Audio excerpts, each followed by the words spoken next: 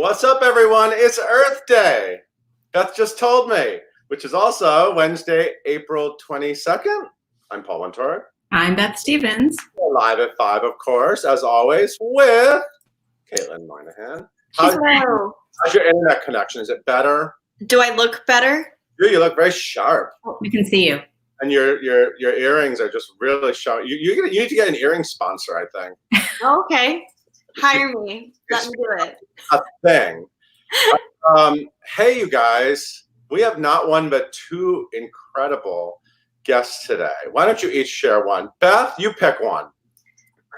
I can't pick between my favorite people. I'm just gonna go alphabetically. Okay. Oh, Broadway sweetheart Gideon Glick with us. Sure. And Caitlin? And we got Tony winner Celia Keenan-Bolger here with us today. That's two. Hey, I feel like I saw them in a show together once. Anyway, we'll get to that. We have a lot to talk about. They're keeping very busy. But first, today's news.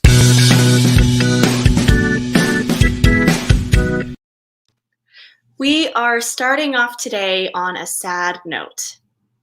Yeah, this is a real upsetting news. Shirley Knight has passed away. Shirley Knight was 83. She was Oscar nominated twice. She was a Tony winner. She had 3 Emmy Awards. This is such an acclaimed actor, one of the original members of the Actors Studio. And she made her Broadway debut in Three Sisters with the Actors Studio. She passed away, and her daughter, Caitlin Hawkins, confirmed that news. So there you go. Natural causes, age of 83, earlier today. What can I tell you about Shirley Knight? First of all, she's very well known for being on the big screen in Sweet Bird of Youth, which is the film adaptation of the Tennessee Williams play. And then her other Oscar nomination was for The Dark at the Top of the Stairs, which was an adaptation of a William Inge play. See how she moves stage and screen? I don't know what else to say about her except that she was just so talented. But I will say this, in her honor and memory, the Shirley Knight Memorial Fund was established. So if you want to grieve in a positive way, you can give to them, and it's for the continued pursuit of excellence within the musical theater program at Texas State University. Awesome. Yeah. Yes, and 2 songstress, beltress, singing icons are coming together for a fun night in. That's not all. They also both love a top-knot ponytail, don't they? Yes. That's Ariana Grande and Shoshana Bean, of course. And, Jason Robert Brown does that residency at Subculture. And so that's been a thing for many years. And now it's becoming an online thing because that's what happens now. So virtually, I don't know. When are we going to stop saying virtual? I don't know. It's not This is the world now. This is what it is. Like the Sondheim concert, when it's a virtual concert. I'm like, it's a concert. But this is a virtual evening. They want us to say that on April 27th at 8 p.m. It will be free to watch, but viewers are encouraged to donate to assist the Subculture staff and musicians. And it will be available on Subculture's Facebook and on Vimeo. And of course, Ariana Grande, Jason Robert Brown knew her when, because that's what I was going to say. He was in. They both have a connection to Jason Robert Brown. Oh yeah, of course. I'm very aware. I know. I know them. And she earned a 2019 Grammy Award for Sweetener. Gideon Glick probably knows that album. But only Gideon, no one else. I'm not like singling him out. Sorry. I'm sure Celia knows it too. And Shoshana was in Waitress, of course. Well, what's the connection to Jason Robert Brown, Beth? Song for New World. Oh, right. Song for New World. And then you know these people. Why are we saying this? This is the 58th Subculture collaboration with Jason Robert Brown. That's crazy. Like a lot of Broadway stars have been down. It's downtown. That's why I sit down there, staying with him. So now it's not downtown. Now it's everywhere. I don't even know. Down in your living room. Yeah. Sure. Yeah, and gearing up for this special Sunday celebration for Sondheim, we are doing some throwback videos. That's right. So if you were paying attention yesterday, we were just gushing and gushing. Before we take this photo, Mandy Patinkin's a handsome man. I like that. That's a good look. The beard, right? Yeah, I think there are going to be a lot of quarantine beards happening right now. True. Anyway. We'll find out on Sunday night. We will find out. Well, actually, Mandy and his wife have been doing quite a lot on social media. Anyway, we were gushing yesterday about the announcement of Take Me to the World, a Sondheim 90th birthday celebration, which will happen on Sunday right here on Broadway.com with A-listers galore. So we decided to take some of those A-listers like Mandy Patinkin and show you them singing some Sondheim songs. However, we are showing you some unexpected songs, not necessarily what they're famous for, and we are showing you songs that they are not going to be singing on Sunday night. So this is just a little extra to get you excited, but what's happening on Sunday is completely under lock and key. I don't even know what it is. Only Paul knows. You know some of it, but it is a secret. It is a secret. Don't tell anyone. We know an element of surprise. There's a lot of great people, and there's a lot of great songs to choose from. So you never know who's going to be Jack and Into the Woods or Giorgio and Pat. You never know. Full costume, by the way. Everyone's going to be in full costume. That's not true. No. So tune in at 8 o'clock on Sunday night right here. Yes, and we're going to remind you all week because you can't miss it. Right, Caitlin? You can't miss it. Yeah, miss it. Oh, we have more stars to announce, too. Anyway, there's a lot more to talk about. But speaking of stars, let's find out about today's guest. Beth, I'm going to slide you up. I know you're going to watch because you like these two. Yes, guys, I'm going to tell you a little bit about our guests today. We have Celia Keenan-Bolger and Gideon Glick here with us for Live at 5 Home Edition, live on both Facebook and YouTube. Most recently, these two were seen on stage together in To Kill a Mockingbird on the Broadway, which earned Miss Celia a Tony Award, and Gideon got a Tony nom for that. But now, the two are using their platform for good, and they've created the Broadway Feeds Bellevue initiative, and that's what we're going to talk all about today. It's a new initiative where they get to help feed essential workers at the Bellevue Hospital who are on the front lines fighting COVID-19. They're doing some incredible work over there, so you guys can follow them at Celia KB, Gid Glick, and at Broadway Feeds Bellevue to know what's going on. Leave all of your questions down in the comments below, and please welcome Gideon, Celia, and Paul. Oh, hi. Hi, kids. I love seeing when people type in on their, you type in the name on this song. KB, that's what we call you in the office. So I'm glad that that's what you call yourself. Oh, I like that. Yeah. How you guys doing? I need a haircut. Well, we all do. We like all 70s. It's good. I have a lot of product. I just have a lot of product now. And Picture. Sorry. Say it again. The picture that you posted of the two of us, I was like, who are those people? Unrecognizable. I was just wearing a t-shirt and I threw a jacket on because you guys were coming on. Gideon, you have a very nice shirt on. What is that? I forget who made it, but I like the polka dots. Yeah, I'm into it. But I'm wearing pajama pants underneath. So you guys, you genuinely like each other. I know this because I've spoken separately to each other about each other. So this is not just I think show. we love each other. Yeah, I dare say so. Yeah. When did you first meet? When did we first meet? I feel like we knew each other socially just because we had a lot of friends in common. Gideon tells me that the year that I lost the Tony Award for Glass Menagerie, I walked into. By the way, I know you have one now, but I'm still not over that you lost that year. I'm sorry, I can't. Rip it up. But then I walked in with tiny tears in the corner. Not really, but We're at the Plaza. There's the Plaza Hotel. The elevator doors open. Celia enters, looking ravishing. But I don't remember. Did I say something to you? I think you did. You were really generous. You were just because I was so enamored. That was one of the great. We didn't know. We have a lot of mutual friends. I think we had met before that, though, right? I think so too. Yeah. Anyway, it's been a while. And of course you were fantastic in To Kill a Mockingbird. Yeah. That was a great try. Well, especially for her. She won a Tony. But Gideon was also there as a nominee. I was happy to be there. By the way, it's so interesting when I know someone's career for so long, because it's I genuinely was upset that you didn't win for Glass Menagerie, and then there was Gideon moments where I was upset he wasn't nominated, which we all know about. And then I'm but I still remember the anger, and I'm like, oh no, he's a Tony nominee now. It's fine. And you actually have one. So anyway, I don't even know what I'm talking about. Right. It's just good to see you both.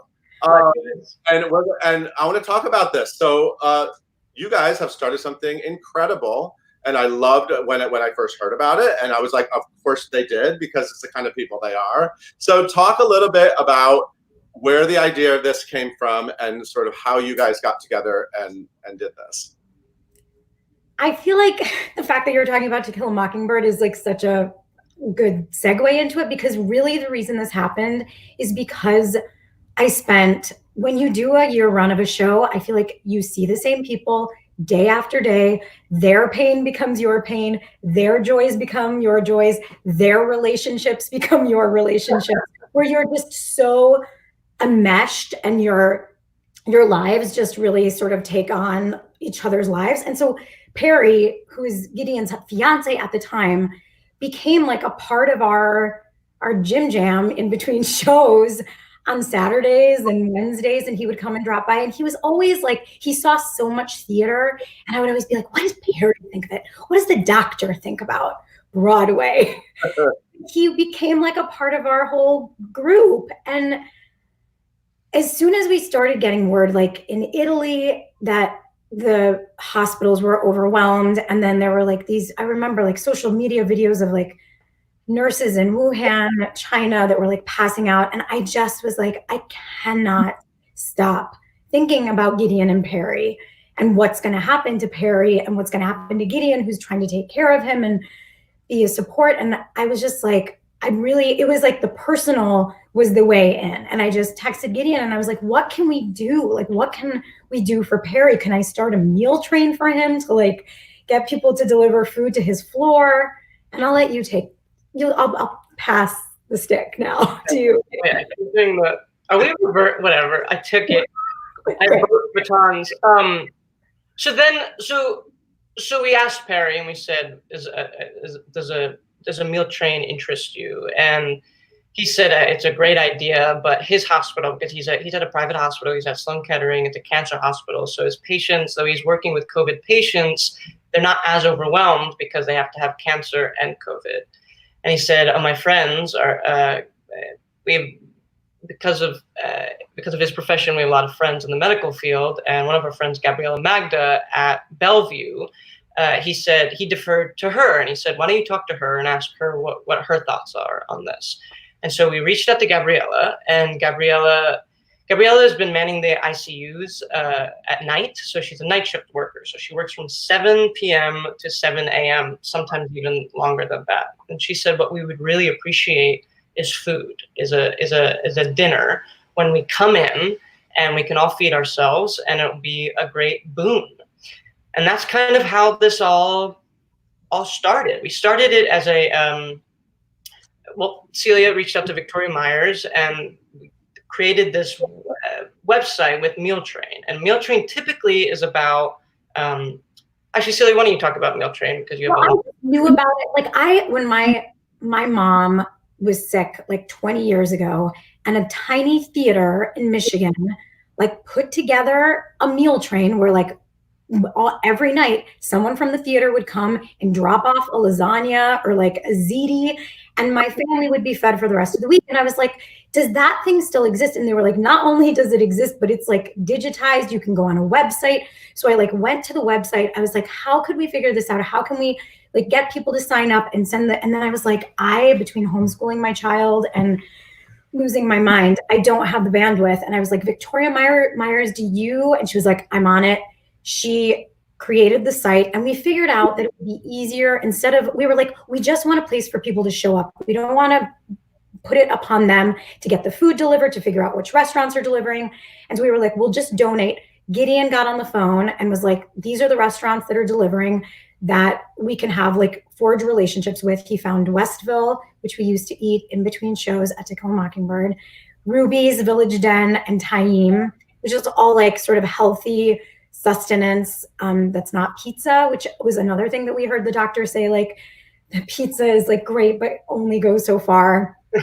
He calls every morning and puts in the order, and we set a goal of $10,000. And I was like, I'm going to email all of the amazing people that I've worked with and see if maybe like some of them like fancy Broadway people, to see if they will lend their names. And then maybe if we have these fancy names, that will encourage other people to donate. And like by the end of the day, we went live on a Friday, I guess, and we made like $50,000 over the weekend. And now have made $140,000. And it's been incredible, and it's also been expanding. So we started with just the ICU night shift workers, but now it's gone on to internal medicine, anesthesiology, respiratory therapy, environmental staff, which we're really excited about. Those are people who are they had the janitorial duties and sanitizing everything. They are really, really in the front lines just as much as everybody else. And palliative care workers, which is also exciting. Those are people who essentially they're the conduits for families who can't say goodbye or say hello to family members because they're not allowed in the hospital. So they're the ones in the rooms with them, FaceTiming them, and facilitating those conversations. So right now we're doing 160 meals a day, which is really, really cool and really exciting. Amazing. So how can people donate, and where do they go? How do they do it? Just go to BroadwayFeedsBellevue.org, and that will take you to the meal train site. Feedsbellevue.org. Good. Mm-hmm. I'm giving right now. Everyone else should too. Thanks, Paul. Just like that. Oh, I see. Yeah. Okay. And it takes you to the meal train. Got it. Okay. Cool. Yeah. So yeah, I mean, Celia, I know that you grew up like as an activist. I mean, this is it's very natural for you. That's why I said, of course, Celia got involved in it. And I guess you rubbed off on Gideon because he's always been a good person too. Right. This is like one of those things. It was like I had the idea, but there was no world where I could do it on my own. And like between Victoria, who I'd known as an editor at the Interval, where I was like, I know she can write. And also I know that she can just like organize some things that I did not have the bandwidth for. Gideon was like, I will do the interpersonal stuff. Like it just required a few steps. And I think the thing Gideon and I have talked about was like, we didn't actually have any idea what we were doing or how to do it. Right. But it's like during these times, I also have just been reflecting a lot about like the Broadway community and how much money they've been raising for the emergency fund, how much people have given to this, and like how when you feel a part of a community, it's easier to take care of another community. And that like that is a thing that like this was built on, that it's just like here we are being with one another. And because I think we feel seen, I think because we have a place to like express ourselves and not feel isolated, it's easier to reach out. Whereas I think right now there's a lot of fear, there's a lot of loneliness, and that sometimes when you are scared, you are less inclined to reach out. And that I feel like that is like the distinguishing principle of the Broadway community. That is like why we get so much shit done. Right. Love it. I'm going to throw this up. Look at that. I figured out how to do that. Thanks, Paul. Bellevue. Yeah. So you also, we did the lipstick do the part reading. Buttons, and you were acting. You were doing a good job acting, and I was pushing buttons. You made me cry. It was very good. You did a good job of producing something that had never been done before. So we're all doing our part. New world. Just keep moving, right? I mean, but that was fun. That was fantastic. It was incredible. And I've been into it sort of like, I just don't really feel like an actor right now. I don't have the use. And then you get in it and you're like, thank God I got to do this. Yeah. What else how have you been keeping yourself creatively fulfilled, Gideon? I've been playing a lot of video games, which I've been enjoying. I've been reading. I have a film club where it's actually Michael Mayer and Jonathan Groff, and we meet once a week on Zoom, and we have this kind of collection of wonderful films that we watch every week. Oh, yeah, that's a great idea. It's been really nice. What's your favorite so far? A Letter to Three Wives. Never heard of it. It's we did a really good black and white George Cukor. It wasn't just George Cukor, but we watched A Letter to Three Wives, The Women, Oh my God, my brain is so crazy. Brain. Dinner at 8 and one other. That was last week. But Letter to Three Wives is really good. Really clever. They wrote really well back then. And how's Perry doing? Perry's good. So Perry and I were living separately for a couple weeks. And so now we're not, which is really, really amazing. He was quite nervous about just, you know, it was all such an unknown, and he really was scared about infection and the risk of infecting me, and he didn't understand what the procedures were going to be like at Sloan, but they're okay. I mean, I think he feels really fortunate that he's not in the same boat as our friend Gabriella and our friend Mark, who are manning ERs and ICUs and who are dealing with stuff at Elmhurst and Bellevue. It's people are really risking their lives, and they're doing stuff that they never signed up for. And so I think he feels grateful that he at least is not being burdened like that. But you know, his patients are cancer and COVID, so it takes a big toll because the fatality rate is pretty high. Yeah, hanging in there. I also feel like, and this is not in any way a good comparison, but I do think if you're an actor, you have some sense of what it is like to be in an emotionally taxing position day after day after day after day. And what I've sort of witnessed, like just in videos or whatever, of like nurses and doctors talking about the toll of like what this is taking on like emotional lives is so intense. And so I feel like I'm really, really grateful for all those people that are not only putting their lives, but like their emotional lives out, like on the floor every single night and taking care of our city. Yeah, it's hard. I think when you train to be a soldier, for instance, PTSD is a gigantic thing, and no one can ever really be prepared. But at least you have some conception of what something could be like. Mm-hmm. The people who went to medical school did not ever perceive this. This was not something nobody was trained for this. And even if you specialize in infectious diseases, you're not even.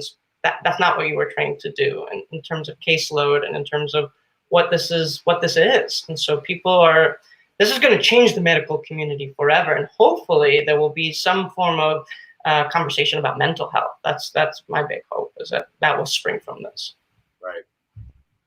Yeah, it's on the news. It's like everyone's now trying to cover this as like moving past what's happening. You know what I mean? There's a lot of this energy of like, well, how are we getting out of this? But it's still happening. It's still, everyone is still in the trenches. You know, this is still happening. You know, it's interesting when you turn on the news and see sort of, or even people are starting to, which is healthy, to look ahead. Mm-hmm. You have to remember that these people are still doing this every night and every day and everywhere. Have been for a while. Yeah, yeah. So if we did a reading of you two, what show would you guys do together? Have we ever talked about this? We've talked a little bit about a musical. But a musical that doesn't exist. No. Right? Okay. We talked about one that does exist. We have talked about a musical that exists, but we haven't talked about a play. Right? I don't know. What musical? I don't know enough. Sweeney Todd. Oh, but then, is me as Tobias? Yes. I'm not Sweeney. That's right. I'm trying to figure out like what's the. Or we could switch off as Mrs. Lovett. Heyo. And Tobias. I like that. I figured it out. Celia, maybe your husband could play Sweeney. John Elson Conlon. I mean, he would. I said my husband for a second. I was like, you know what? Tiger woman. I don't know. Hey, Kate, let's bring in Caitlin. Let's do a bunch of players. Yes. Good time, Caitlin. You look very entertained. I love these two. You can't help but smile when they're there.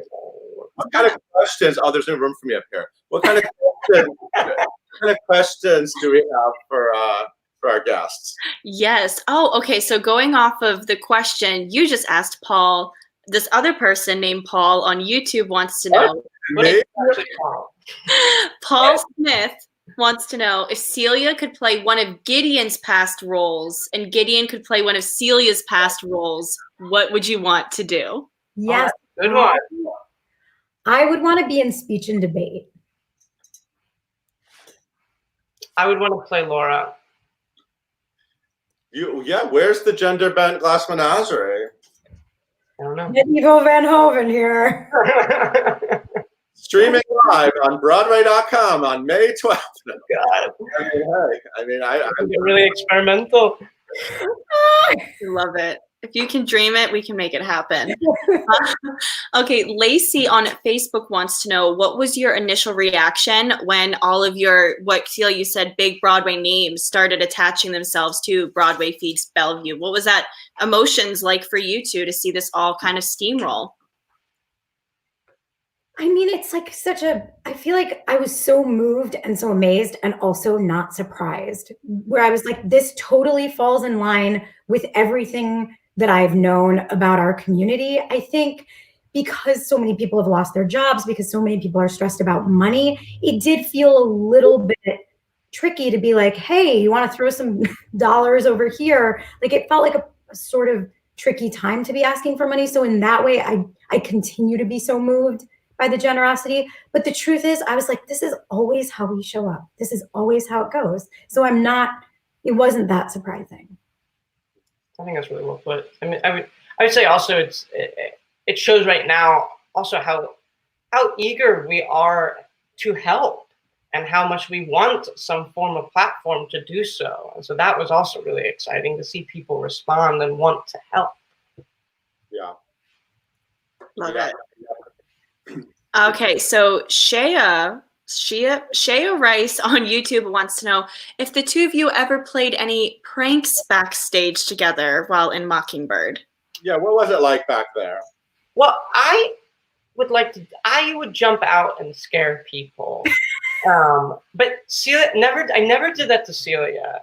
Didn't Banga? Yes. Banga put on like a white mask that was really terrifying. I'm not like I don't have a particularly active nervous system or something. Like, I'm not that easily scared. We did have, what was put in your dressing room? What was it?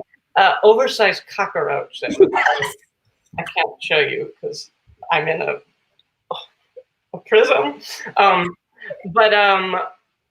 Yeah, that was because I would always scare Liv Ruth. And so she got me, but I would just jump out at her. I'm a horrible person, but she get me back. She got a gigantic cockroach and a wig head, which was not allowed me in any way. Like, I just was like, cockroach though. I screamed in the bathroom, and I think I also was like, what? Yes. Awesome. I love it. All right, I think we can end with this question that is very sweet. Emily on Facebook says, you guys obviously are really good friends. What is your favorite thing about each other? Oh my God. Where do we even start? I would say Celia's heart/compassion. I think it is. I don't want to say it keeps surprising me because that means my expectation but it's more that it seems boundless, and in situations like these, it shows itself in just stunning ways. I feel like Gideon is as emotionally intelligent as he is intelligent, brainiac intelligent, which I feel like is such a like, you usually just skew one way or the other, and the way that he processes the world is like so cerebrally, but also like with a big beating heart. And I think that combination is really hard to find. Thank you. I don't Me too. I don't know what it's like to have a brain like Gideon that could tweet so well, like write such like. Yes. He's very smart. You know what else I just remembered? You guys, Beth and I could win an Emmy Award this week thanks to you personally, because that video series we did at Mock is nominated for a New York Emmy. Did you know that? No, I did love that series. It was so much. It was incredible. So let's encourage any New York Emmy voters who are watching. Anyway. Just a little campaigning here at Live at 5. I thought you meant we would win an Emmy for this, and I was so confused. But okay, yes. I thought literally for this episode that was live, right? All nominated for this. It was brilliant for best writing. So good. Hey, everyone, go to BroadwayBeatsBellevue.org. These two are doing amazing work. We adore them. Thank you so much for checking in with us, and stay sane, stay healthy, keep watching some classic films, Gideon. Come back here next week, please. Yeah. Sure. Know Anytime. where I am. Thank you guys for everything you're doing right now. Yes, truly. Of course, always. Thank you so much. We'll see you guys very soon, I hope, in Okay, good. sliding you out.